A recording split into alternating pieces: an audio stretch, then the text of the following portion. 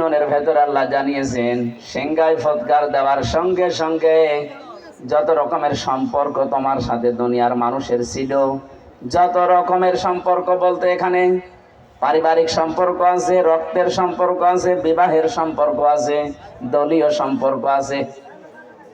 এ কথা বুঝতেছেন? পৃথিবীর যত রকমের সম্পর্ক আপনার সাথে মানুষের ছিল সব কাট হয়ে যাবে। এমনকি কিয়ামতে কেউ কাউকে দেখলে পরিচয় দেওয়া দূরের কথা, আগে পালাবে। কোরআনে কারিমে আল্লাহ 7 প্রকার মানুষের নাম দিয়েছেন। ইয়াউমা ইয়াফিরুল মারউ মিন আখিহি ওয়া উম্মিহি ওয়া আবিহি ওয়া সাহিবাতিহি ওয়া বানিহি ইলা আখিরি আয়া। আল্লাহ বলেন কিয়ামতে মানুষ দেখলেই সর্বপ্রথম পালাতে আরম্ভ করবে তার ভাইয়ের কাছ থেকে।